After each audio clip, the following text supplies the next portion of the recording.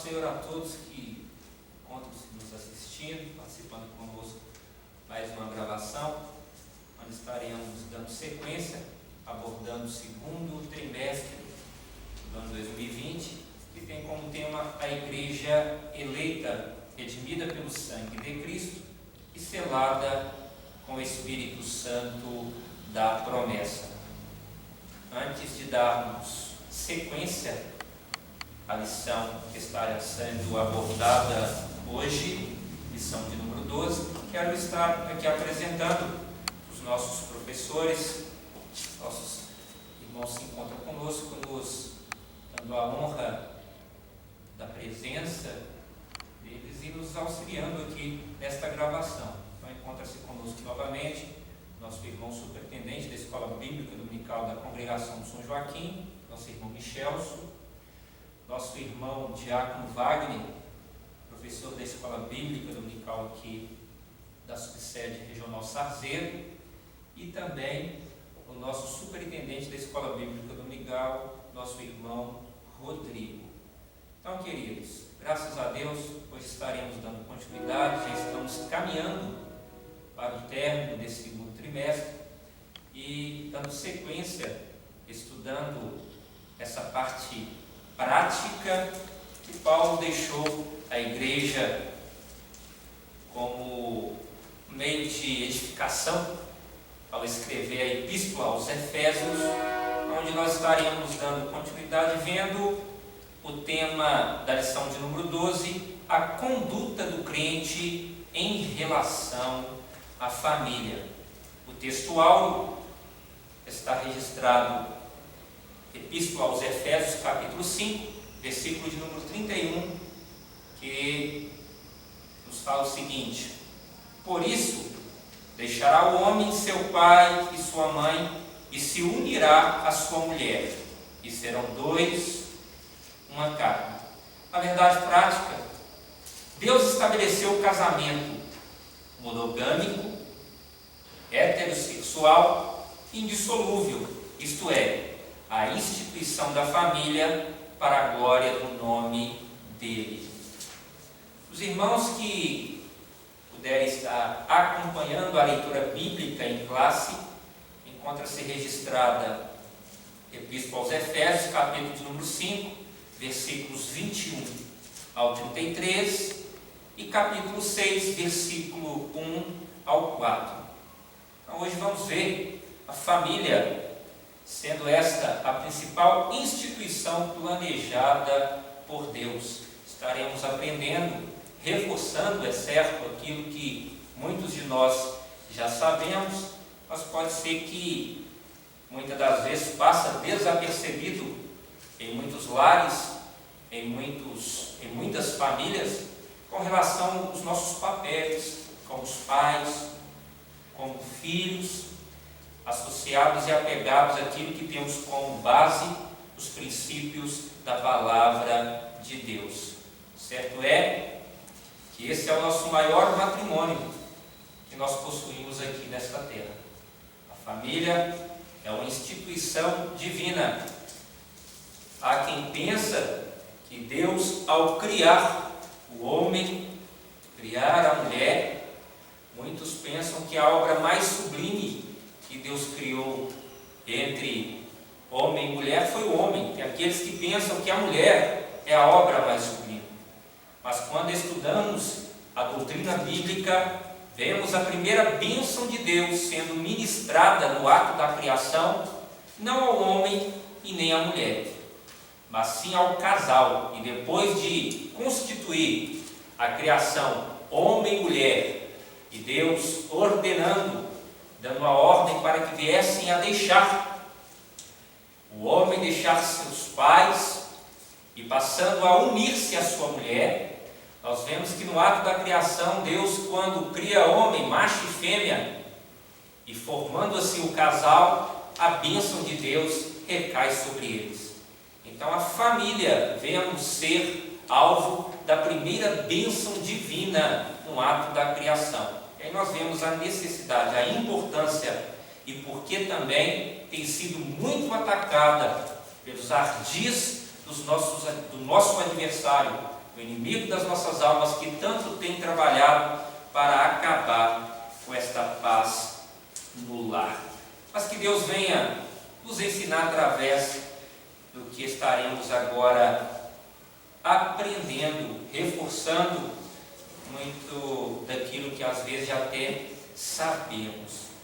E nosso desejo é que você venha ser abençoado através da aula de hoje mais uma vez. O primeiro tópico da lição, ele aborda a conduta do crente como marido. Eu quero desde já perguntar ao nosso professor da Escola Bíblica Unical aqui da subsede, o nosso irmão Rodrigo, nos comente o papel do marido como líder da família. Paz do Senhor aos nossos queridos e amados irmãos que estão ao alcance da nossa voz, que a boa mão de Deus possa os abençoar. Nós vamos aqui falar um pouco sobre o papel do marido como líder da família. Isso é algo que é importante nós estudarmos, porque a sociedade hoje ela faz de tudo para desmerecer e depreciar aquilo que as Sagradas Escrituras nos ensina. E como já foi dito, a nossa via de regra e fé sempre foi e sempre vai ser a palavra de Deus. A igreja ela não caminha, ela não pedala na mesma bicicleta que anda o mundo, ela anda na contracultura da sociedade contemporânea. E é importante nós partirmos de um princípio que todo grupo social ele precisa de um líder. Todo ajuntamento, todo grupo social ele precisa ser liderado por alguém, precisa ter alguém que o lidere, que o dirija, que o comanda, que esteja na liderança daquele grupo social. E com a família não é diferente. Quando se trata de uma liderança, o mesmo fica quando não tem alguém liderando um determinado grupo, ou quando não tem alguém liderando uma família, essa família ela fica vulnerável ao caos. Então, a figura paterna é sobre os pais, é sobre o pai, o marido, segundo a Bíblia, segundo os ensinos do apóstolo Paulo, que pesa a responsabilidade de ser o cabeça do lar, de ser o cabeça da família e de ser o líder, o dirigente de um lar. Isso é tão perceptível na sociedade. Vamos aqui usar o exemplo de um exército. Imagine comigo um exército sem um comandante. Esse exército ele vai estar vulnerável ao caos e muito provavelmente ele conseguirá se manter de pé diante dos seus opositores. E Deus ele estabeleceu a família como uma unidade básica da sociedade. Toda família precisa de um dirigente. E aqui cabe uma pergunta: a quem Deus confere a responsabilidade de ser a cabeça da esposa e da família? E a resposta é lógico: Deus escolheu o homem.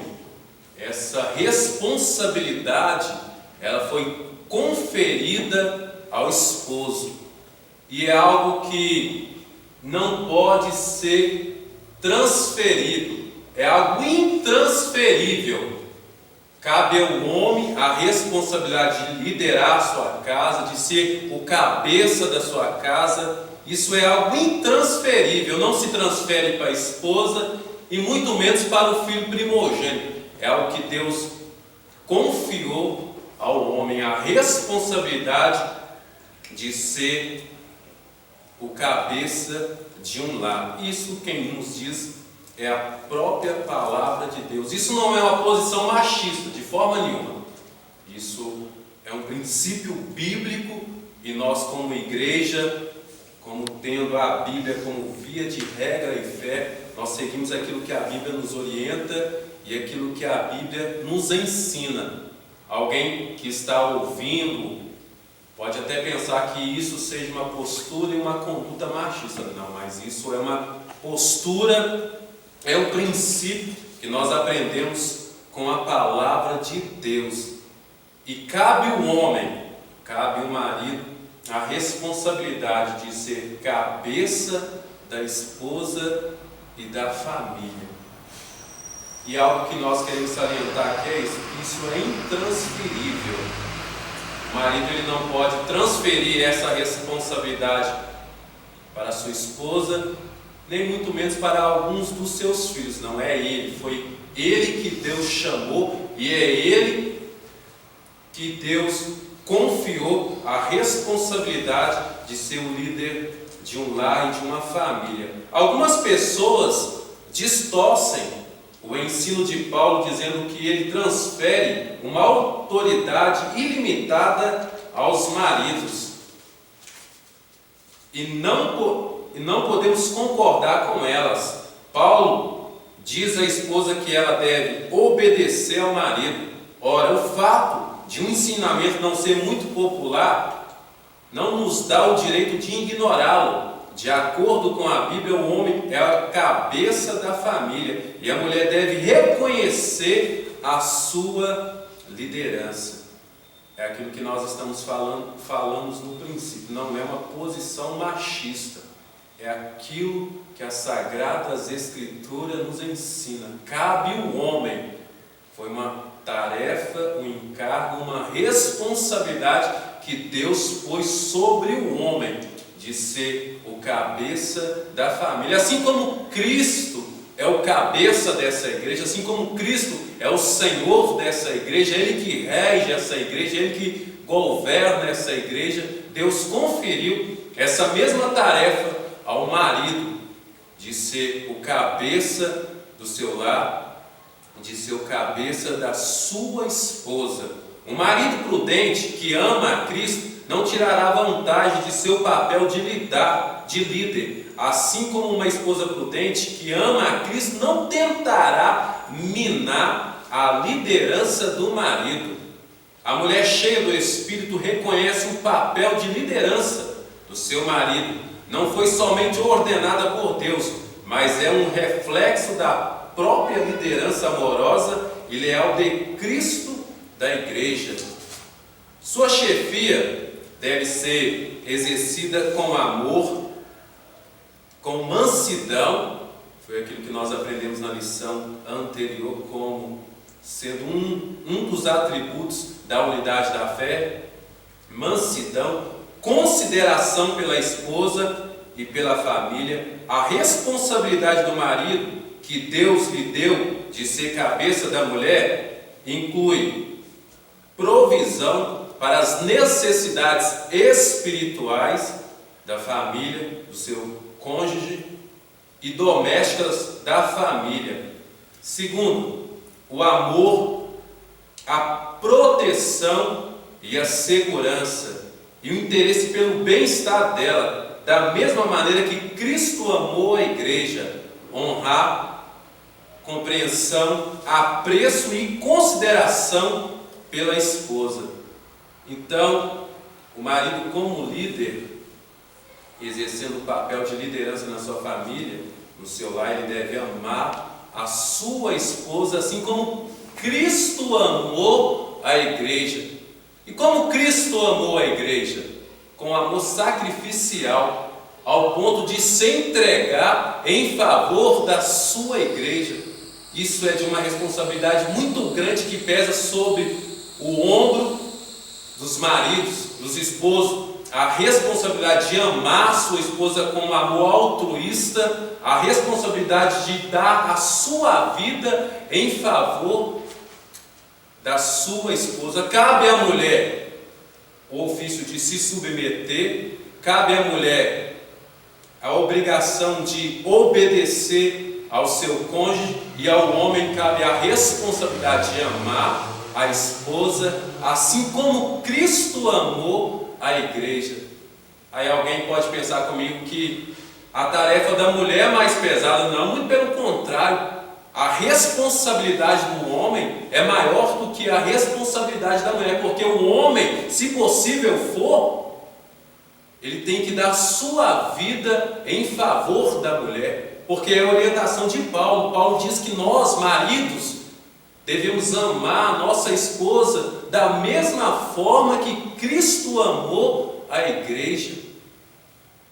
Isso é de uma responsabilidade muito grande. Pense comigo, você está passando em um determinado local e você sabe que aquele local ali moram pessoas perigosas e de repente começa a acontecer um tiroteio ali. Quem vai na frente, o marido ou a esposa? Biblicamente falando, quem deve ir na frente é o marido, ele deve resguardar a sua esposa. Ele deve amar a sua esposa com amor sacrificial. Ele deve dar sua vida em favor da sua esposa. Isso nos aperta como esposo, né, meus irmãos? Isso nos coloca em uma situação difícil, mas que Deus tenha misericórdia da nossa vida. Que Deus nos ajude a amar a nossa esposa como Cristo amou a sua igreja, ao ponto de dar a sua vida por ela. E Paulo, escrevendo aos Colossenses, ele diz assim: maridos, amai vossa esposa e não a trateis com amargura. Então é um dever, uma responsabilidade nossa como marido de amar a nossa esposa e de tratar ela com respeito e não com amargura. E se tem alguma coisa que impede a nossa oração de ser ouvida por Deus, que impede a nossa oração de ser atendida por Deus, é a forma como nós tratamos os nossos cônjuges. Tem marido que é grosso, ele trata a sua esposa como se fosse uma pessoa qualquer. Não, ele deveria amá-la, ele deveria respeitá-la, não tratar com amargura, porque a forma que nós tratamos o nosso cônjuge, isso vai impedir das nossas orações de ser atendidas e respondidas por Deus. Pedro diz que nós devemos tratar ela como um vaso mais frágil, não no nível espiritual, porque todos nós, gente de Deus, espiritualmente falamos, estamos na mesma posição, mas porque a mulher ela tem uma estrutura mais frágil, ela deve ser amada. E se nós tratarmos as nossas esposas com amargura, com falta de respeito, as nossas orações elas podem ser impedidas de ser ouvidas por nosso Deus. Aí o marido não respeita a esposa, não respeita a família e dobra o seu joelho pensando que Deus vai atender essas orações. Não, não é assim. Nós devemos amar a nossa esposa com amor sacrificial, com amor altruísmo, e devemos respeitá-la para que as nossas orações sejam respondidas diante do nosso Deus. E nós não podemos tratar a nossa esposa, já que agora eu sou cabeça do lar, eu devo, o que vai prevalecer nesse lar aqui é aquilo que eu penso, é aquilo que eu dito, é aquilo que eu falo. Não, muito pelo contrário, nós devemos conversar com as nossas esposas e saber qual é a opinião sobre determinado assunto e tomarmos aquela atitude em comum acordo, porque quando nós agimos assim, nós estamos em observação àquilo que a palavra do nosso Deus nos diz. O marido também deve ser leal à sua esposa e fidelidade totais na convivência conjugal. Que Deus nos abençoe e que o Senhor nos ajude nesse tempo final a amarmos a nossa esposa como Cristo amou a igreja. Amém. Tão profundo é que Paulo ele enaltece, né, o matrimônio, fazendo essa analogia, nessa comparação, né, de Cristo com a igreja. E aí temos uma forma muito bem explicada pelo nosso irmão Rodrigo, pesa sobre nossos ombros, como esposos, como maridos, essa responsabilidade de amar, assim como Cristo amou a noiva, ao ponto de se dar por ela.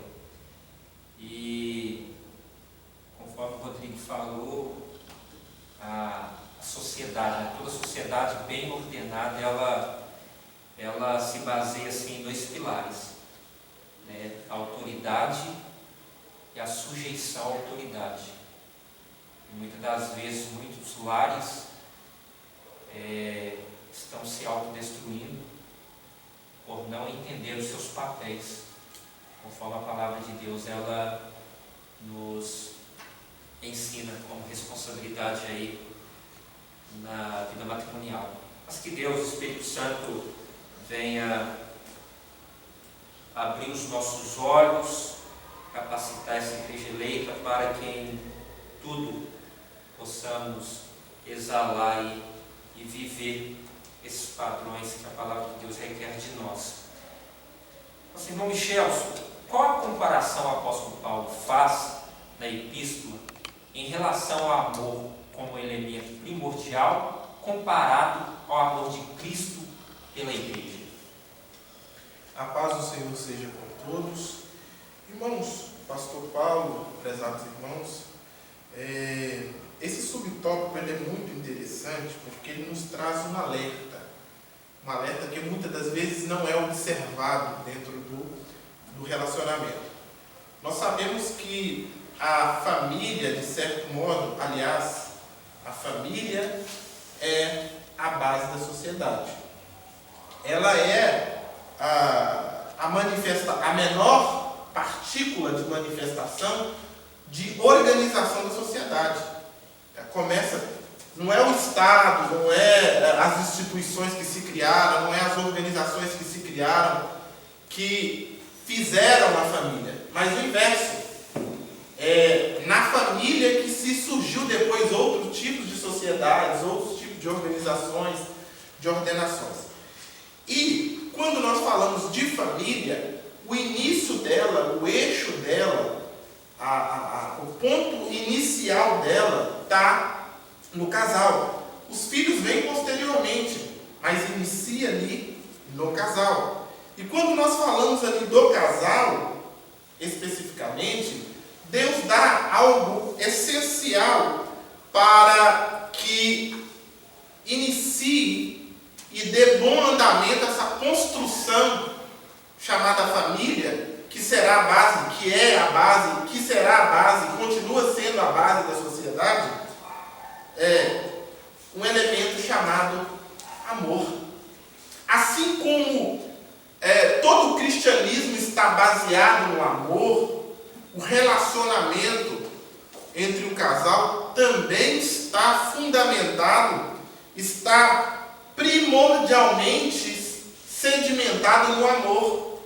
E isso é interessante porque o apóstolo Paulo, quando escreve, e está aqui no texto das Escrituras Sagradas e é reproduzido aí nessa lição da data de hoje, que é o tema desse subtópico, ele diz o seguinte no versículo de número 25 do capítulo de número 5 de Efésios: maridos, amem suas esposas. Está vendo a primeira ordem? E aí, a primeira ordem é amar a esposa. E aí, em seguida, o Senhor dá intensidade deste amor, exemplificando. Ele diz assim: amem suas esposas, assim como também Cristo amou a igreja. E quando fala Cristo, como Cristo amou a igreja, ou seja, a semelhança de Cristo, assim como Cristo amou a igreja, é para o marido amar a sua esposa, está dando ele uma responsabilidade tamanha que vem logo o exemplo dizendo: amou a igreja e a si mesmo se entregou por ela. Vocês estão entendendo? Um amor, inclusive, dado a uma expressão máxima, que é a expressão do sacrifício.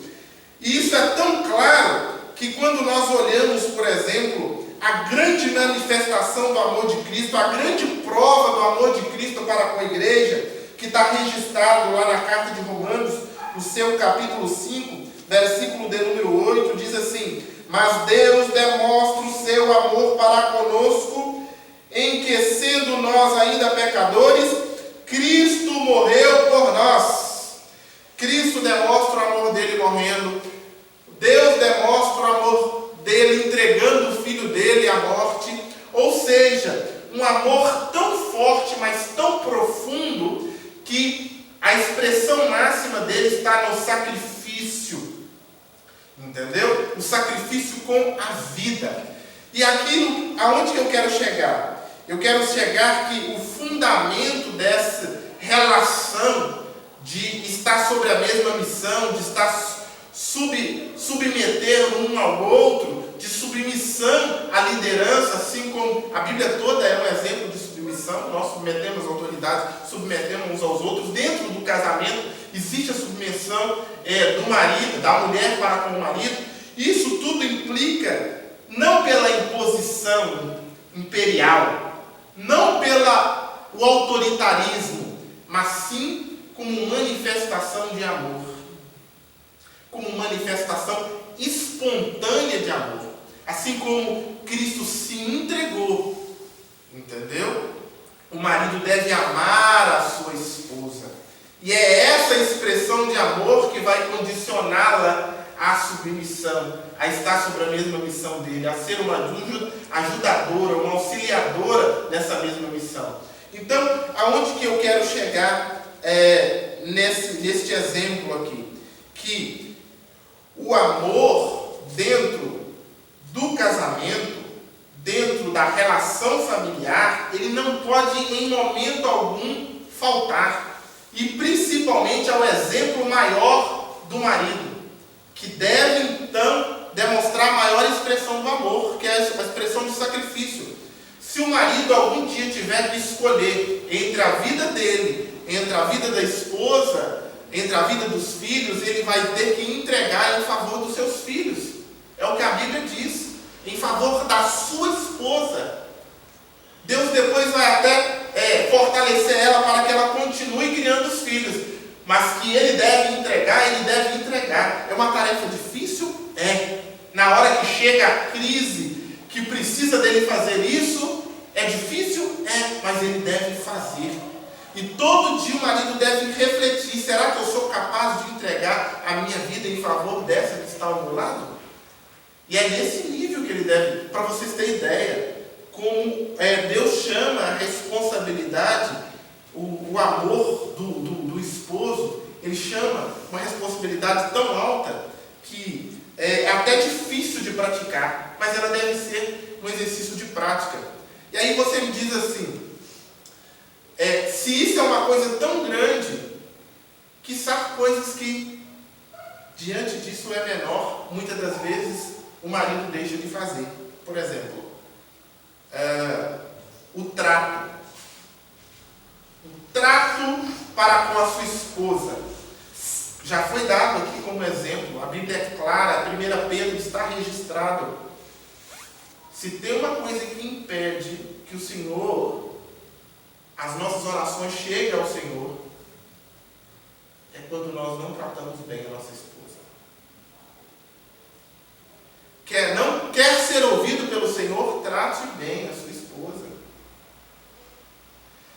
Liderar é ter sabedoria no trato, é saber administrar o conflito, às vezes abrir mão de ter razão para ter paz. Às vezes é abrir mão, fazer um sacrifício de ter algo para si,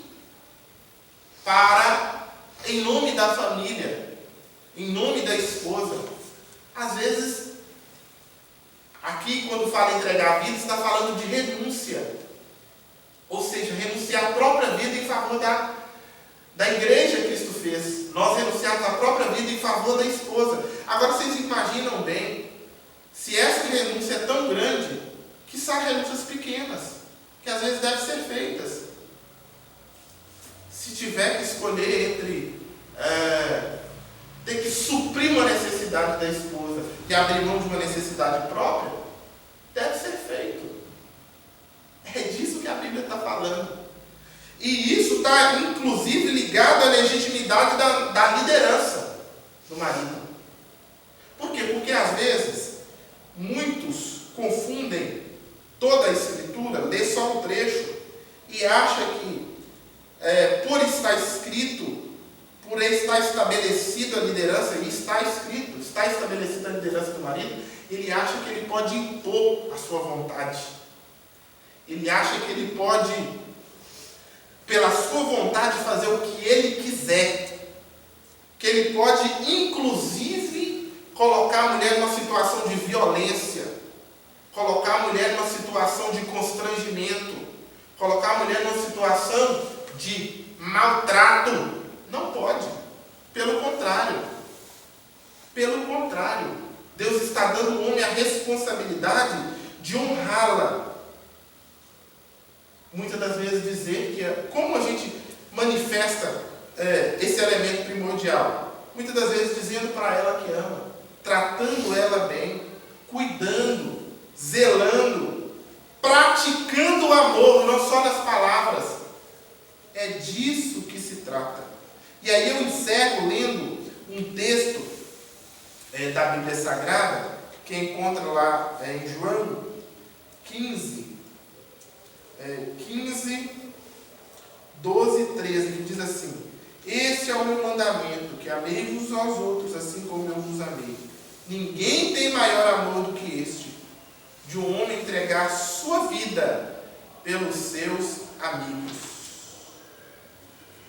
Ou seja, o amor que Deus está falando aqui, que nós devemos ter, é um amor sacrificial, um amor de renúncia daquilo que me é próprio em favor dos outros. É um amor de cuidado, de zelo, no trato. É um amor de considerar o outro. É um amor de entender que temos uma responsabilidade, e por ter essa responsabilidade, o nosso amor deve ser altruísta. Não exigir algo em troca, não condicionar algo em troca. O nosso amor deve ser um amor desinteressado. É disso que nós estamos falando. É difícil? É extremamente difícil. Mas ser cristão é uma tarefa difícil. Mas se nós nos colocamos à disposição de ser cristão, nós temos que praticar isso aqui. Esse amor sacrificial. Amor, maridos amem as suas esposas como Cristo amou a igreja e a si mesmo se entregou por ela. E aí eu termino a minha parte aqui. Aleluia. Um amor sacrificial, altruísta, não querendo nada em troca, né? E também nós aprendemos com Cristo que este amor ele é perseverante. Muitas das vezes temos que sempre estar trilhando o caminho da humildade conforme Cristo nos deixou exemplo. Esse amor perseverante, a Bíblia nos diz que ele amou seus discípulos e nos deu exemplo, né? Apesar das suas fraquezas, e os amou até o fim. Prova disso é nós estarmos aqui hoje. Que Deus nos ensine, né? E nos abra os nossos entendimentos e nos molde para que possamos verdadeiramente viver este amor. Jacob Wagner, comenta para nós, o subtópico 3, acerca do cuidado do marido à esposa. Cumprimento a todos os irmãos com a paz do Senhor. Estou muito feliz por essa oportunidade de estar aprendendo com os irmãos, né? Essa lição tão importante, irmãos. O subtópico diz assim: o cuidado do marido à esposa. A Escritura enfatiza que a esposa é a parte do marido ao declarar: quem ama a sua mulher, ama a si mesmo. Veja bem, irmãos, só essa palavra, o cuidado, já diz muita coisa.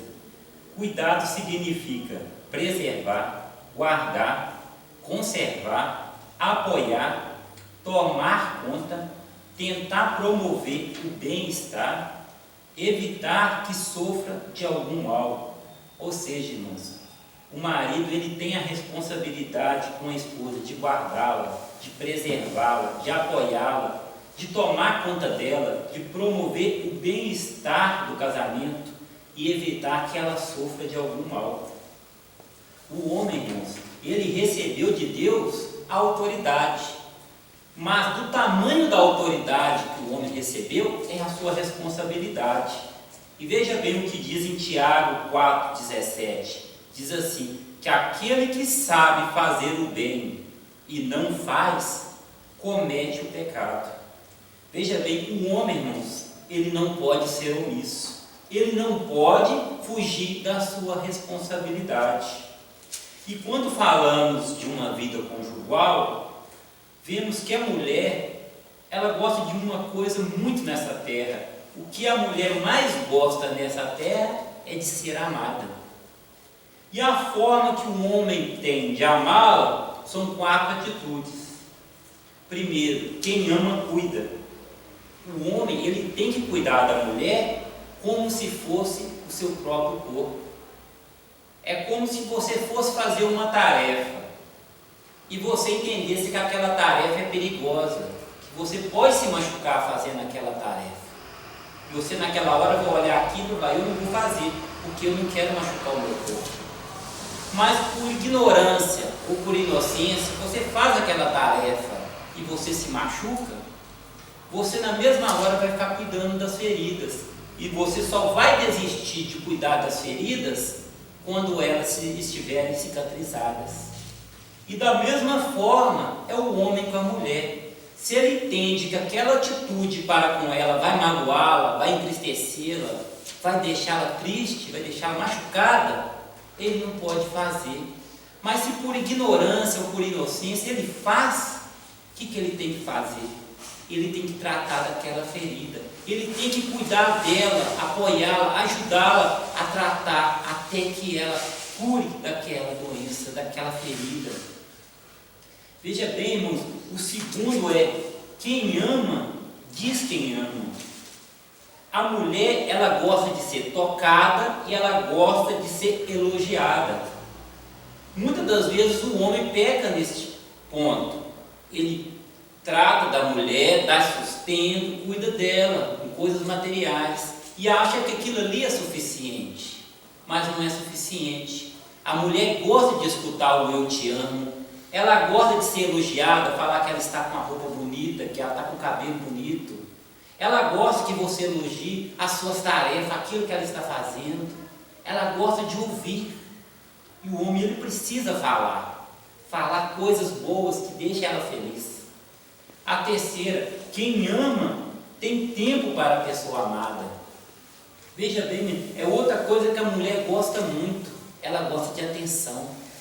Ela gosta que você tire um tempo para escutá-la.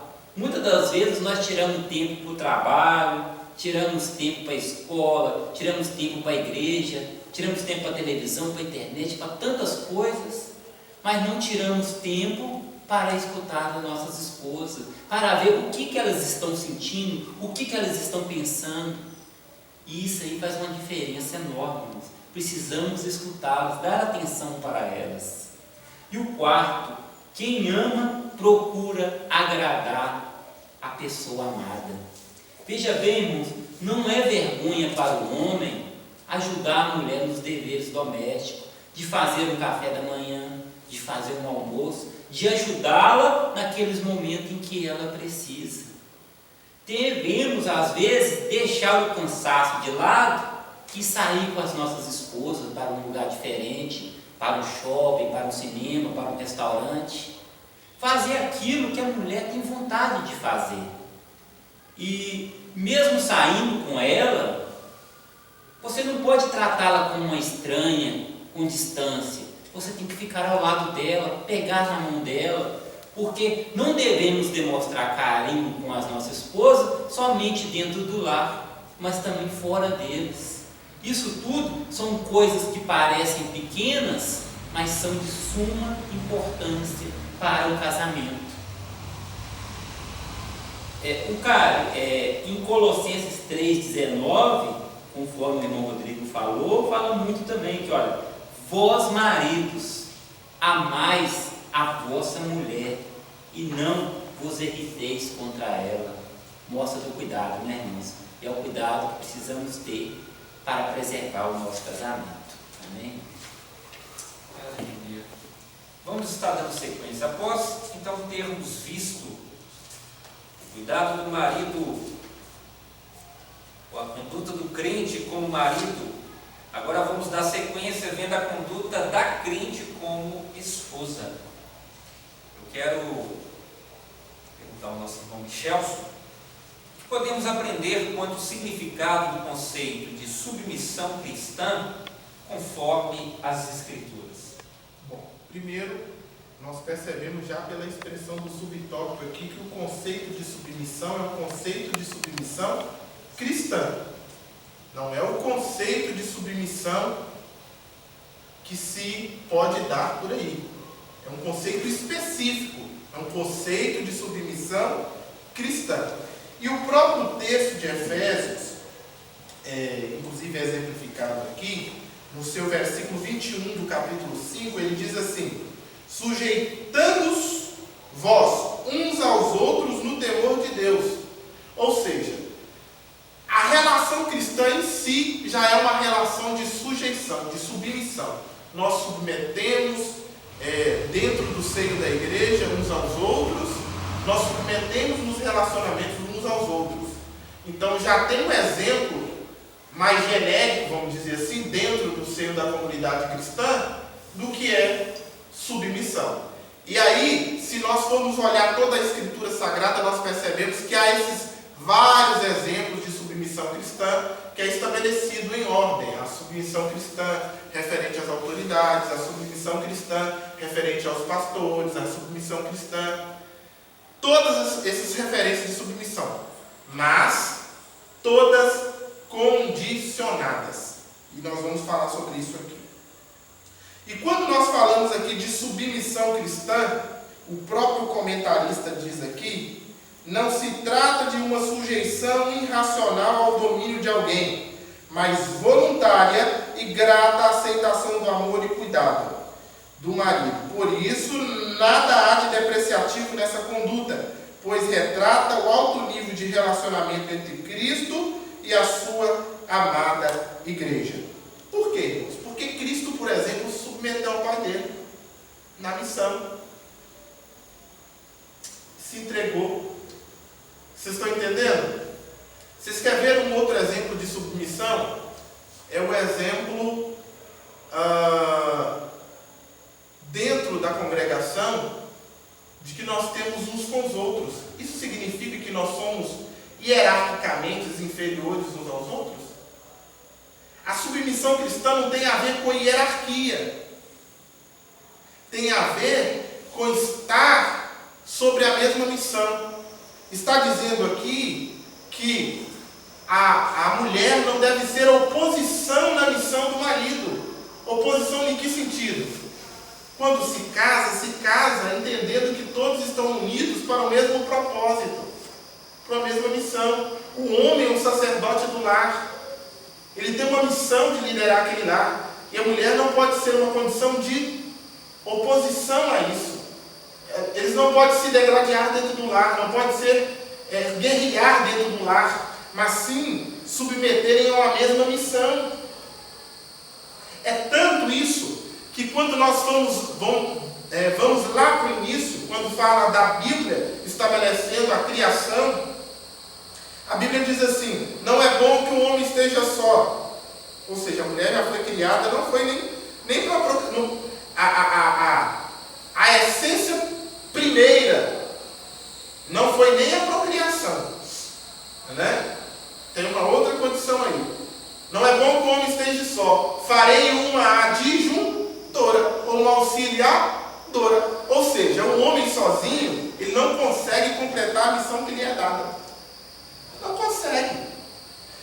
Quer ver um exemplo muito interessante, que talvez a igreja vai perceber isso na expressão de um símbolo disso acontecendo na igreja? Percebam, por exemplo, numa cultura que tem dentro da igreja a Assembleia de Deus. Percebam que quando um pastor é empossado numa congregação, a sua esposa é empossada com ele. Percebam que quando um pastor faz aniversário, assim como ele é honrado pela igreja, a sua esposa é honrada ao seu lado com ele. Vocês já observaram isso? Mas não é aniversário do pastor? está na mesma missão com ele. Então ela está sujeita à mesma missão. Ela submeteu à mesma missão que ele topou. Vamos dizer, a missão que ele acordou, a missão que ele falou assim, eu vou cumprir. Ela está com ele para auxiliar. Porque senão ele não dá conta, ele não consegue. Por isso que a Bíblia coloca a mulher muitas das vezes, coloca a mulher nessa condição de edificadora do lar. Porque se, por exemplo, e aí é um exemplo para os solteiros, se você percebe que não se dá no mesmo, a mulher não vai unir você ao mesmo propósito de continuar a missão que Cristo lhe otorgou, vai dar errado. Ela não vai submeter à mesma missão, vocês não vão seguir no mesmo propósito, e aquele casamento vai fracassar, e o ministério que muitas das vezes o indivíduo tinha em crescimento quando ele estava solteiro, começa a entrar em declínio. E a recíproca, o inverso também é verdadeiro. Porque quando a mulher pega namorado junto com o homem, se submete à mesma missão, é o próprio termo, é que a etimologia da palavra, submissão. Quando a mulher submete à mesma missão que o marido submeteu, rapaz, o ministério que estava em crescimento, ele entra, decola, né, pastor? Decola. Por quê? Entendeu? Às vezes o fracasso do ministério está atrelado a você escolher aquela que tem a condição de submeter à mesma missão, ao mesmo propósito. É disso que se trata. Não se trata aqui de uma relação hierárquica, mas de uma relação de funções que são distintas, mas são igualmente importantes. E que se completam de certa maneira para o mesmo propósito. Quer ver um fracasso acontecer dentro do casamento? É isso aqui, ó. É isso aqui. É começar a achar que isso pode ter uma leitura errada dos dois lados. Muitas das vezes a mulher entende que não se deve entrar no conceito de submissão cristã, e o homem também confunde o conceito de submissão cristã e vira uma relação de briga, de oposição. O ministério que era para unir, a mulher vinha como um ajudador, ou seja, o que é ajudador? Ajudador, se você precisa de ajudador, é porque você não consegue ir sozinho, você não precisa de ajudador, entendeu? E aí o que acontece? Você não vai, porque você precisa de ajudador para essa missão, e ao mesmo tempo acontece da mulher não pegar no propósito de submeter essa mesma missão e fica os dois para trás. Fracassa os dois. É disso que se trata. Então o conceito de submissão cristã está atrelado a isso. Então, mulheres, entende que a responsabilidade de vocês no ministério, a responsabilidade de vocês no sucesso ministerial é muito grande. Vocês não têm ideia. Como vocês podem edificar o ministério. Então, é uma responsabilidade muito grande que, ao mesmo tempo, o fracasso do ministério pode estar atrelado a isso. É isso, pastor. Glórias a Deus. Vamos dar sequência, o tempo não nos espera. O subtópico 2, Diácono Wagner, nos comente um pouco do contexto da condição da mulher cristã segundo a história bíblica e a posição alcançada mediante o acesso ao Evangelho de Cristo. Veja bem, irmãos, na cultura judaica, a mulher ocupava posição secundária e era a parte de propriedade de um homem. Na sociedade grega, as mulheres eram tratadas como inferiores e as esposas escravizadas. No Evangelho de Cristo, as mulheres alçaram posição de dignidade igual aos homens. Olha só, irmãos, podemos ver que antigamente, na cultura judaica, a mulher era tratada como uma propriedade. Na grega, ela já era tratada até pior, como uma escrava. De uma forma geral, a mulher era colocada sempre atrás do homem e as suas opiniões não tinham valor. A gente vê dois casos aqui, olha só, o caso de Esther. Esther era casada com um rei, mas ela não tinha o direito, ela não podia procurar o rei. Ela tinha que ser chamada pelo rei, pois se ela se apresentasse perante o rei sem a sua autorização, ela poderia ser morta.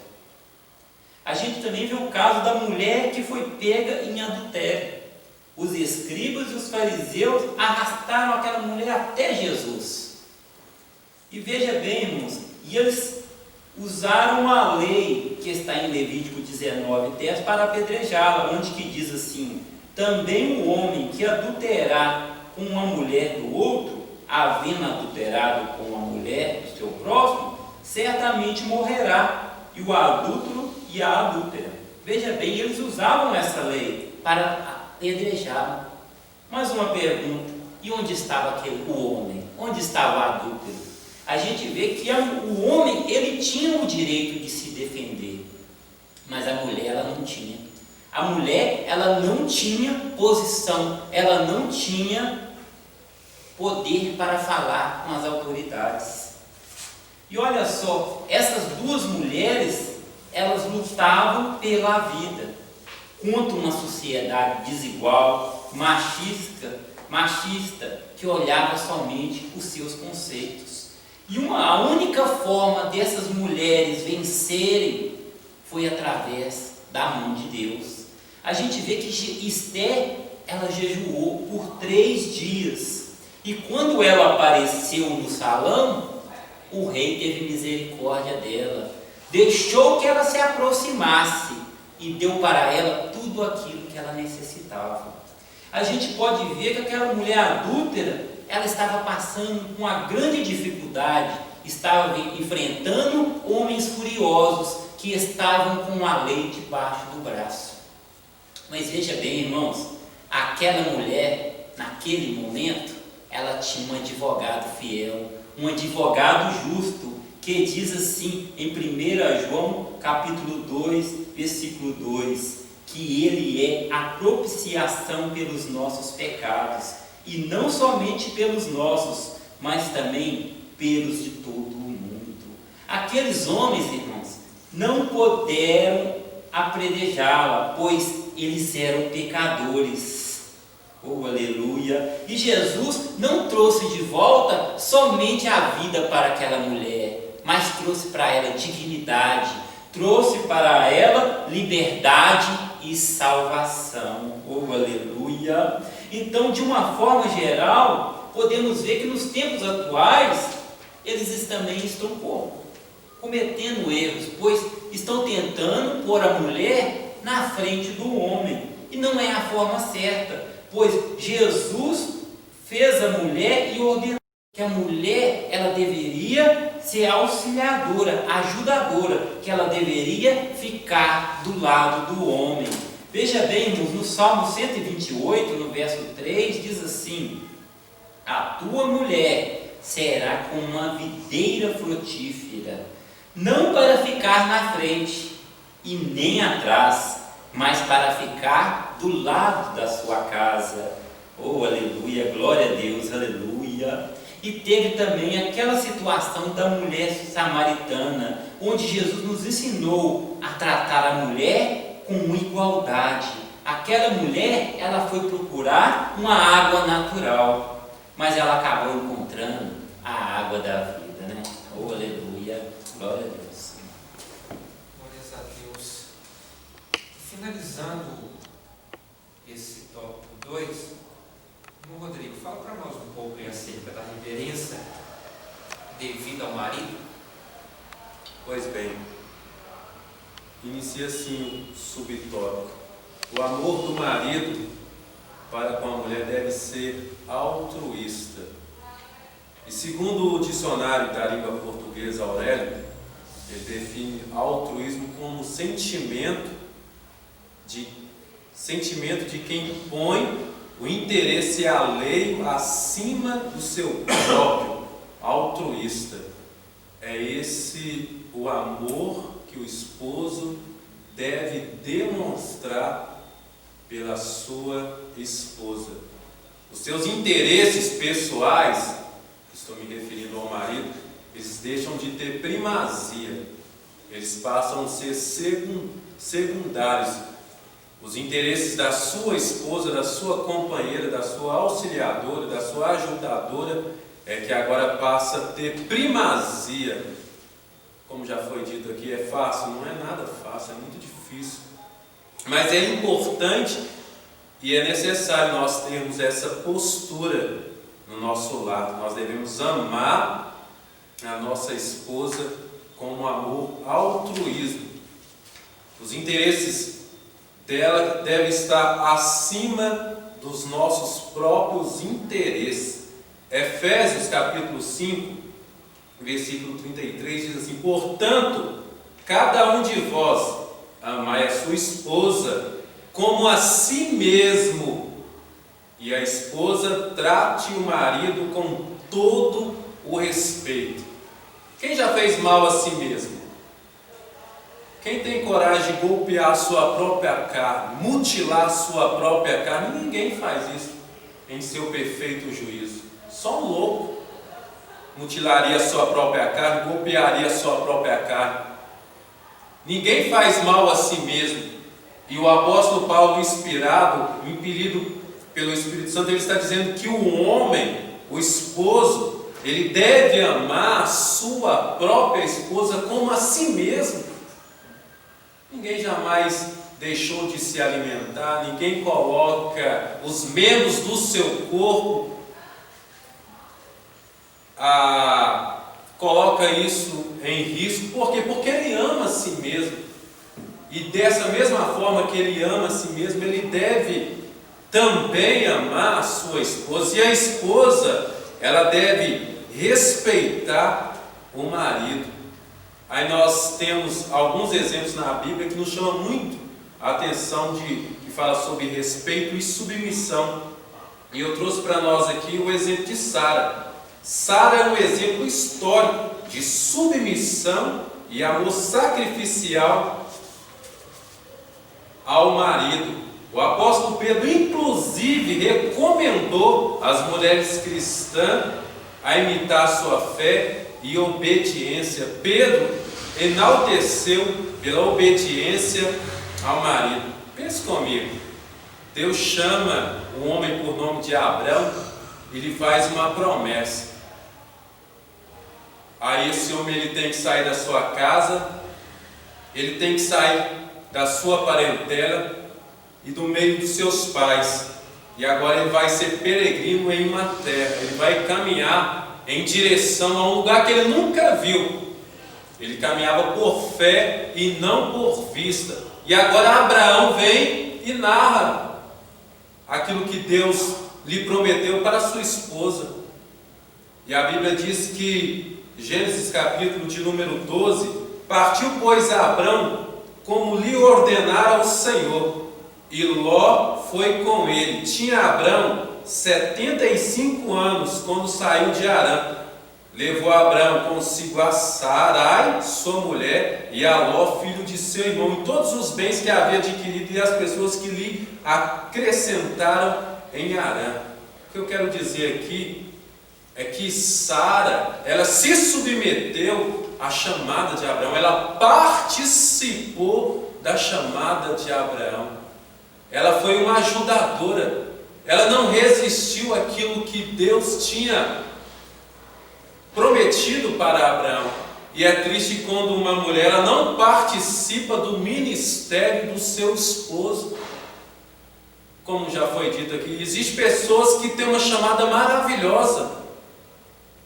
Deus o chamou, mas infelizmente a sua mulher não o ajuda, a sua mulher não participa do seu ministério. E esse ministério ele poderia alavancar, ele poderia decolar, como já foi dito aqui, mas porque a mulher não participa, porque a mulher não o ajuda, porque a mulher não se posiciona do lado do marido, esse ministério ele está comprometido. Mas nós temos como exemplo Sara. Abraão, para onde você vai? Eu estou contigo nessa chamada, eu vou participar com você desde o seu ministério. Sara, ela não foi opositora. Sara, ela não resistiu àquilo que Deus havia colocado no coração de Abraão. Eu penso comigo, quantos questionamentos Sara e Abraão teve que responder? Não, mas foi Deus que falou. Nós não andamos por vista, nós andamos por fé.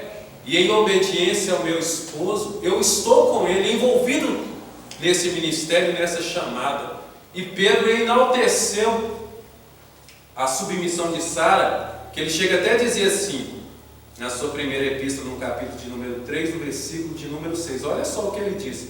Como fazia Sara, que obedeceu a Abraão, chamando-lhe Senhor, da qual vós tornastes filha, praticando o bem e não temendo a perturbação nenhuma.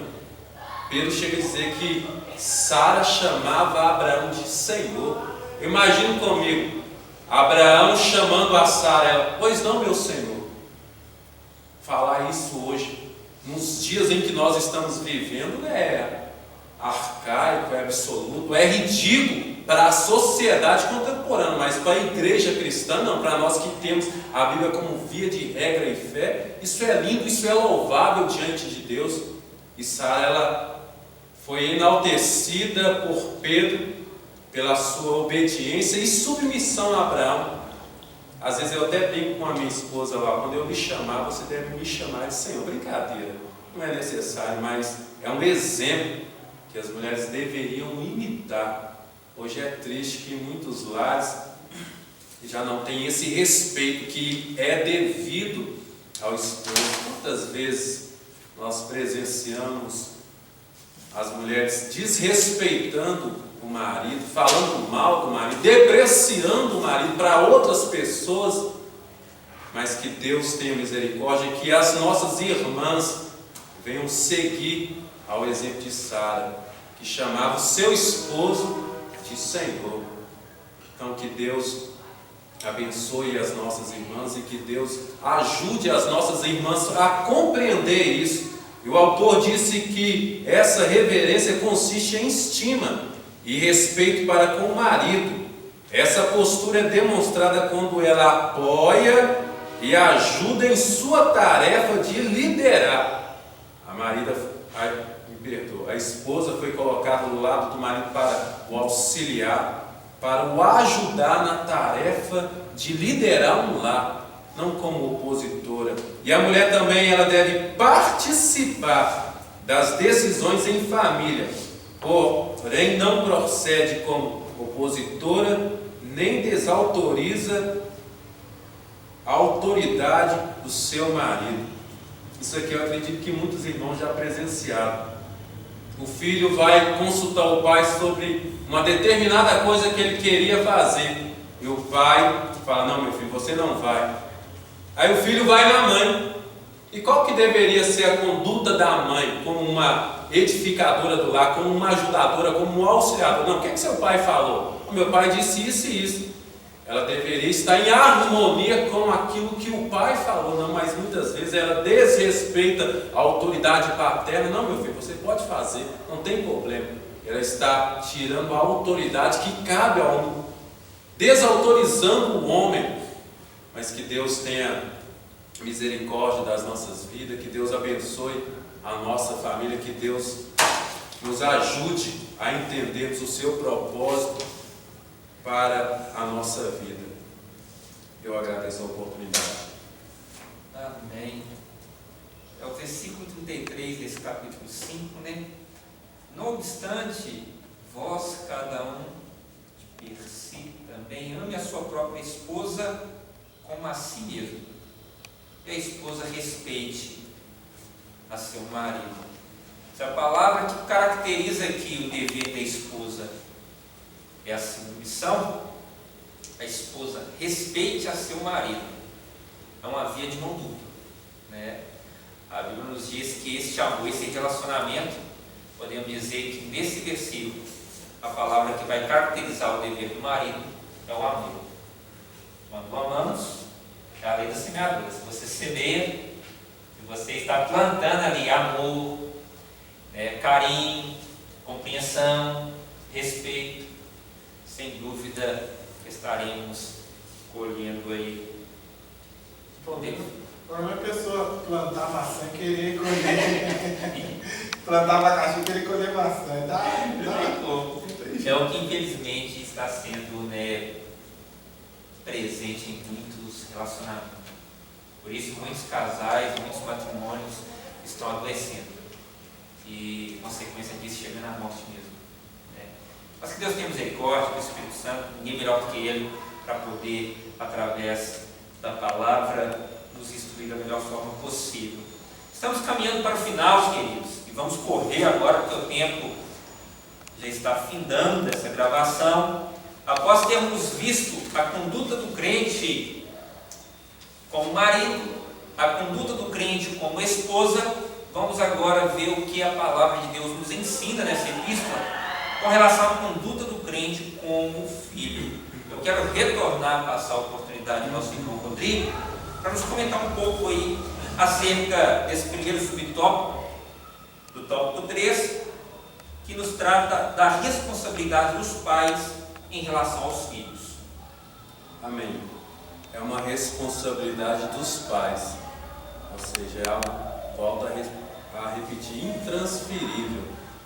Educação você não terceiriza, é uma obrigação solene dos pais, não é obrigação da igreja, também não é obrigação nem responsabilidade da escola, dos avós, dos tios, da babá eletrônica, que é a televisão.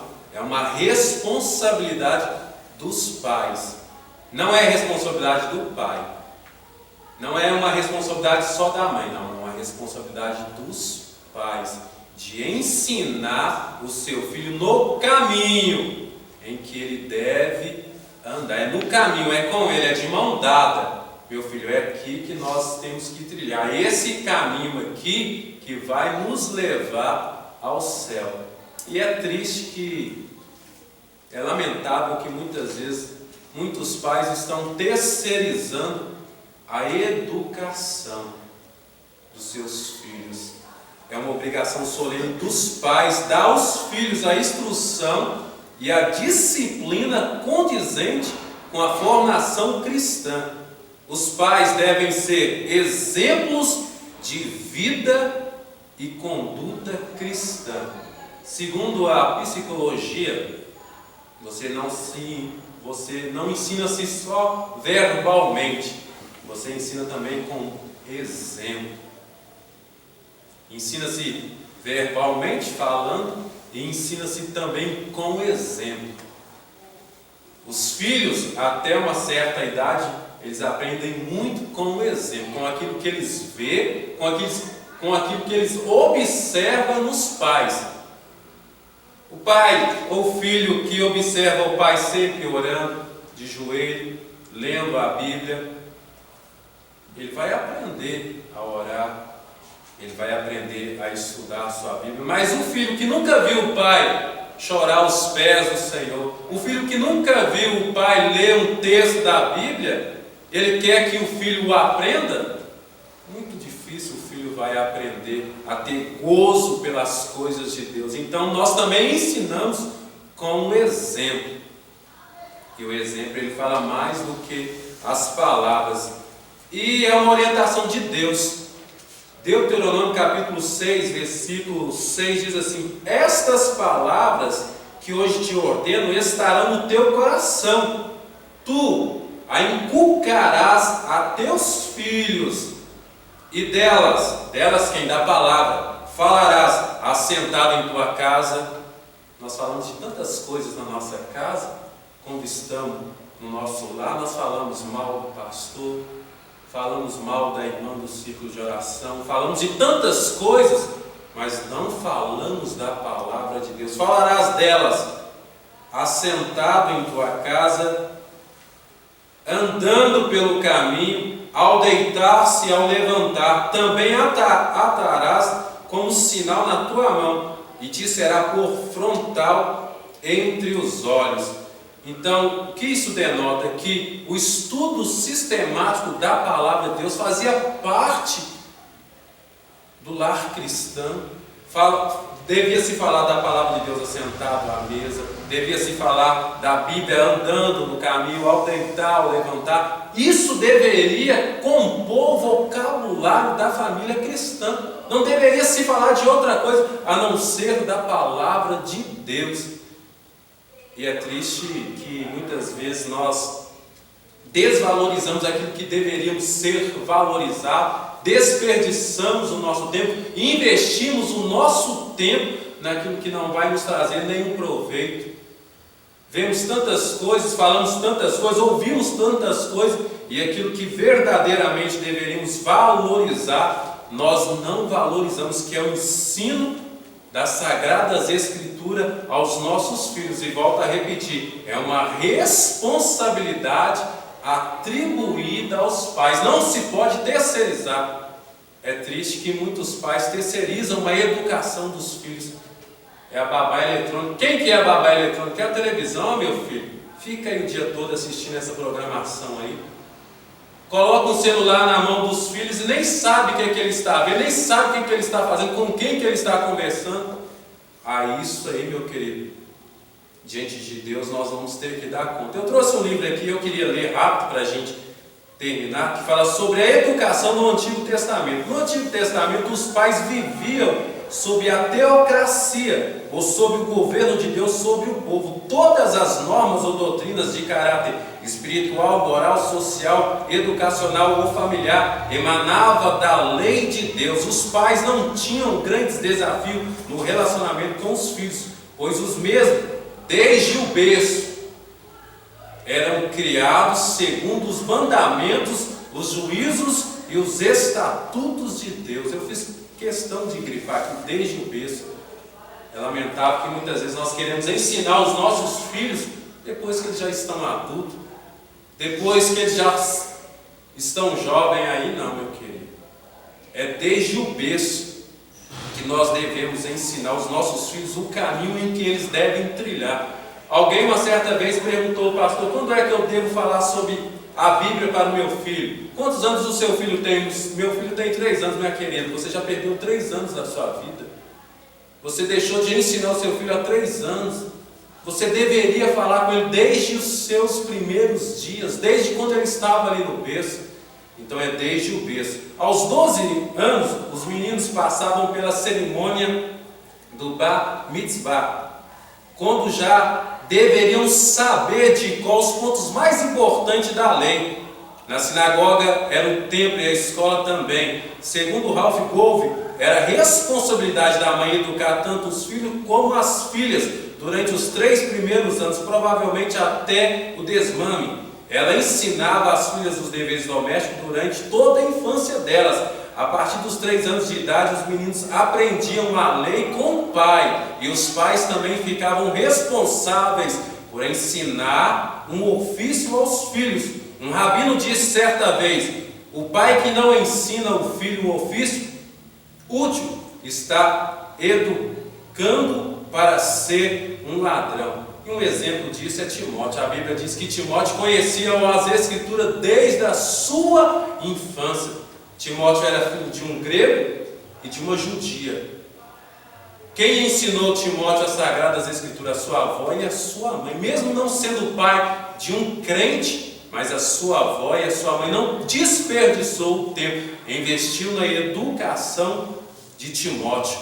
Os pais presentes na vida dos filhos é um fator indispensável para a formação do caráter cristão. Confiar apenas na escola secular e entregar os filhos a um sistema que está totalmente contaminado com as doutrinas materialistas. Para terminar, os pais são exortados a ensinar os filhos na admoestação e na doutrina do Senhor. Infelizmente, pelas mudanças sociais impostas pelo processo material, os pais estão cada vez mais ausentes na educação dos filhos, além de muitos não saberem o que os seus filhos estão aprendendo ou desaprendendo da escola.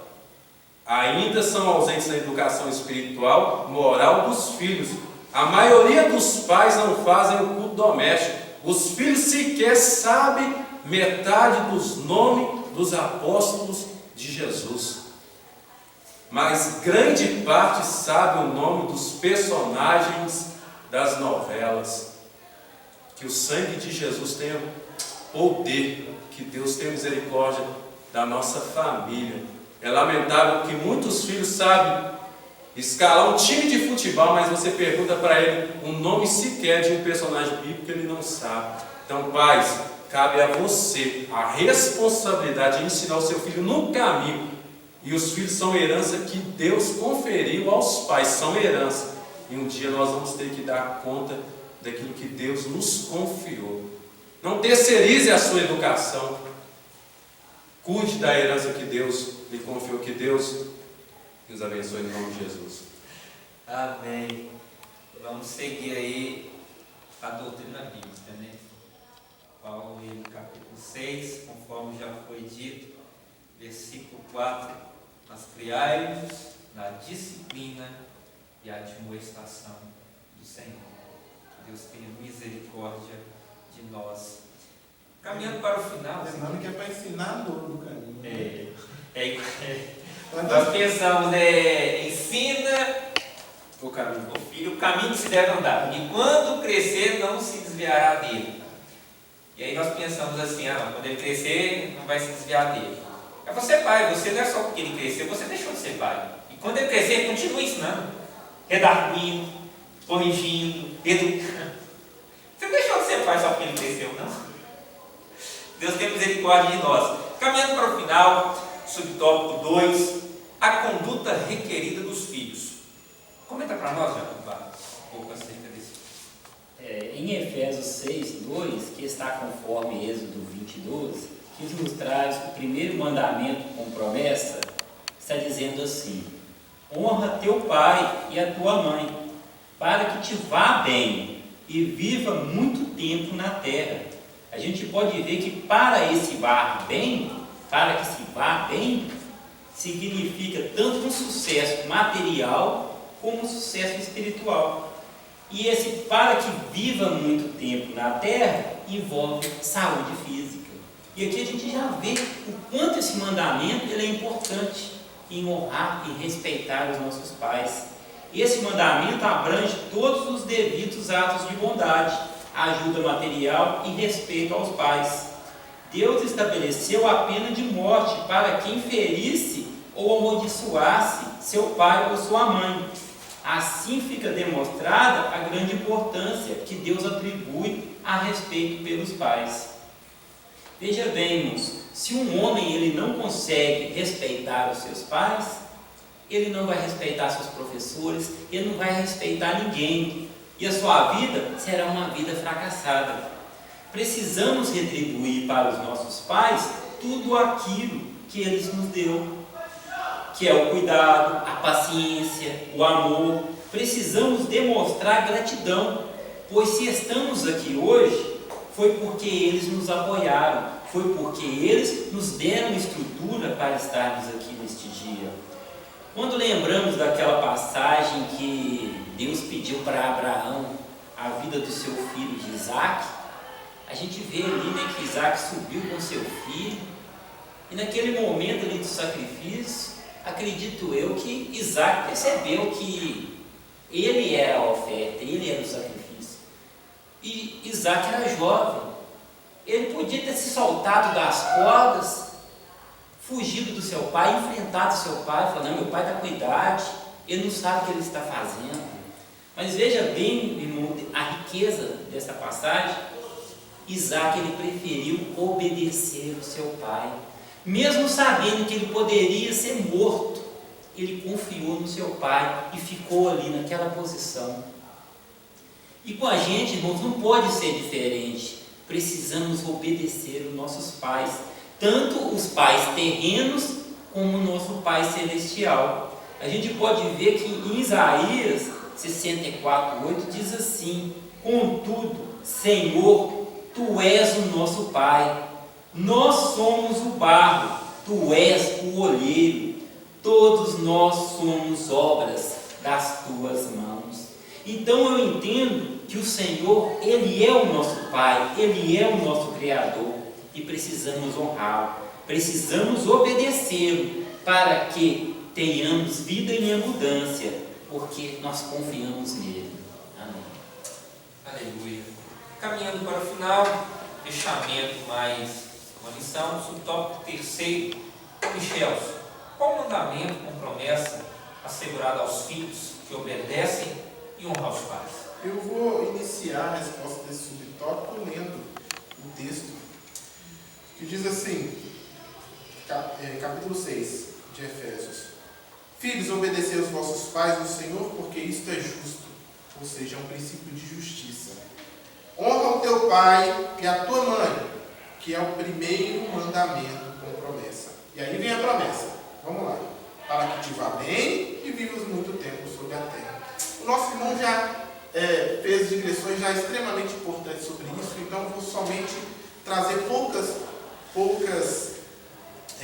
falar pouco, mas muito bem, ele já foi muito bem fundamentado aqui. O que nós temos de observar de importante aqui nesse texto, que ao estabelecer este princípio bíblico, vocês percebam que o Senhor o considerou tão importante, mas tão importante, que condicionou duas promessas de recompensa. Ou seja, quando você aplica, quando o filho honra o pai e mãe, quando eles entram num caminho de obediência e honra aos pais, eles recebem do Senhor duas recompensas. Para que te vá bem, ou seja, vai ter ali um sentimento de satisfação na vida. E outro, para que vivas muito tempo sobre a terra, ou seja, longevidade. É uma promessa de longevidade sobre a terra. Perceba, irmãos, que existem exemplos inúmeros. E aí fica o meu desafio a todo filho. Pratique isso. Honre seu pai, honre a sua mãe. Acho muito importante, a Bíblia Sagrada nos é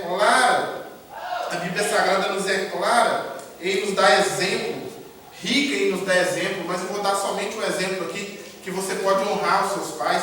Por exemplo, o que está lá em Provérbios 23, 22, quando a Bíblia, praticamente, ela diz assim: ouça o seu pai, o que gerou, não despreze a sua mãe quando ela envelhecer. Ou seja, ouça o conselho dos seus pais. Além de ouvir, quando eles envelhecer, cuide deles. O que tem de filho que abandona os pais na velhice? Isso é quebrar um princípio bíblico, abandonar os pais na velhice. Afastar dos pais, eles precisam de cuidado dos filhos. Assim como eles tiveram o cuidado com você quando era pequeno, quando eles envelhecem, você tem aí a responsabilidade, muito mais do que uma obrigação legal, porque a Constituição manda os filhos cuidar dos pais também da velhice. Além disso, você tem uma responsabilidade que é lhe atribuída como princípio bíblico. Honra o seu pai, cuide deles, faça o bem, em nome de Jesus. Amém, queridos? Então chegamos à conclusão de mais uma lição. Quero desde já agradecer os nossos irmãos que estiveram nos auxiliando nessa gravação. E se Deus nos permitir, próximo domingo estaremos encerrando esse trimestre e vai ser abordado a lição de número 13 como tema batalha espiritual e as armas do crente. Que Deus em Cristo nos abençoe e até a próxima gravação, se Deus assim nos permitir.